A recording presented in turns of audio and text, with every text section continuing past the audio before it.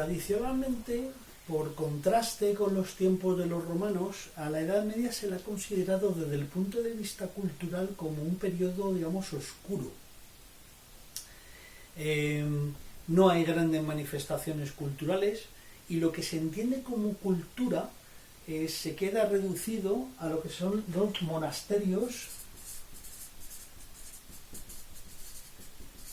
en los que algunos monjes se dedican a escribir, a copiar a mano los tratados, los libros sagrados o cualquier otro documento que hiciera falta copiar. Es decir, se copiaba. Era una labor ardua porque, claro, para empezar la primera letra, normalmente aquí se hacían filigranas, hacían no sé qué, aquí se ponía una L mayúscula así, para luego empezar aquí el texto, todo esto a mano, con tinta, mojando de letra en letra, con lo cual, claro, era un trabajo ímprobo que llevaba años.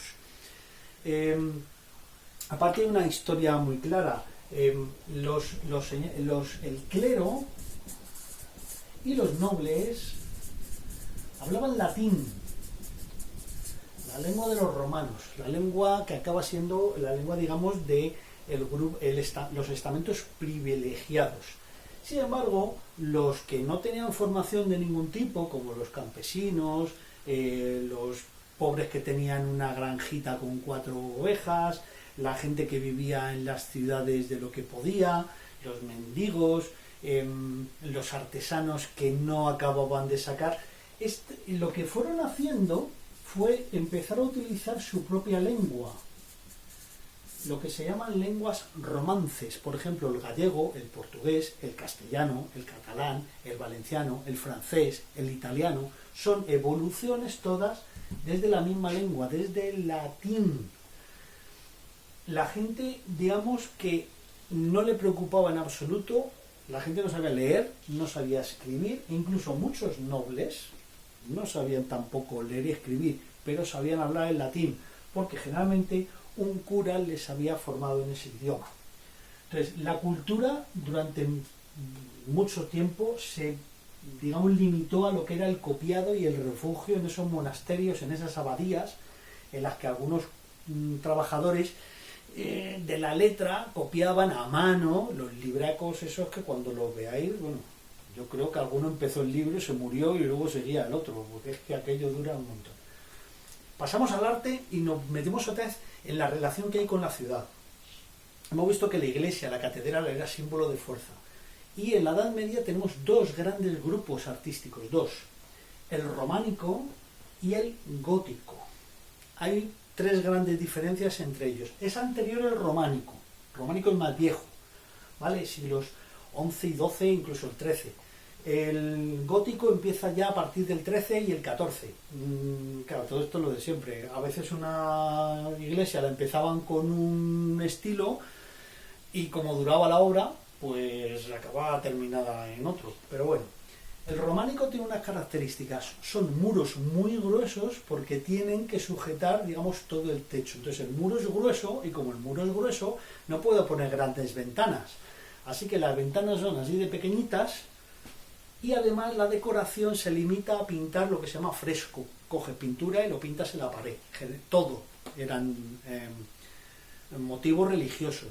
El cristianismo es el que influye, es el que motiva, digamos, toda la decoración, obviamente, interior de las iglesias.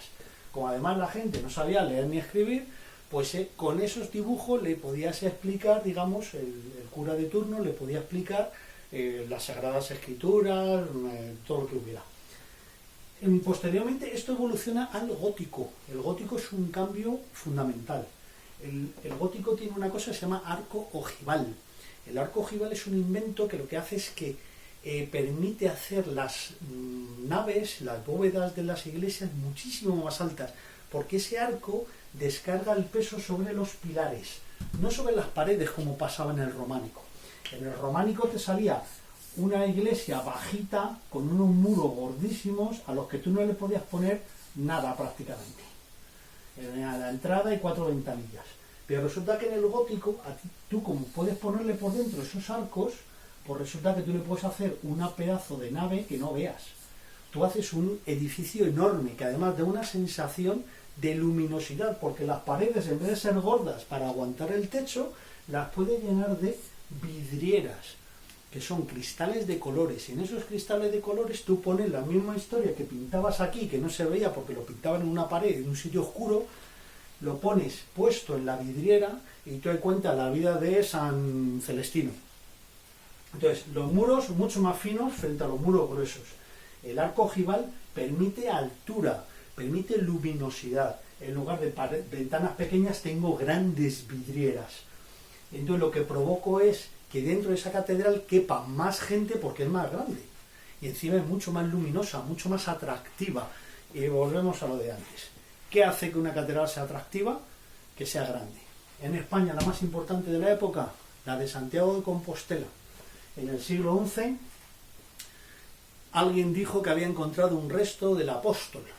Entonces se le consagra ese terreno y ahí se empieza a construir una iglesia que era un eje cultural de toda Europa, no solo de España, sino de toda Europa. Montones de gente venían por ese camino, por recorriendo el norte de España. Si esto es la península, ya sabéis, Santiago de Compostela está aquí en Galicia, entonces la gente pasaba los Pirineos y venía y te enseñaba cosas, traía cosas, se llevaba cosas, era una especie de internet de la época. Yo aporto, tú aportas, y aquí todo el mundo venía a ver la Catedral de Santiago y conseguir pues los dones espirituales que conseguía. Esto volveremos sobre ello y prepararemos un examen.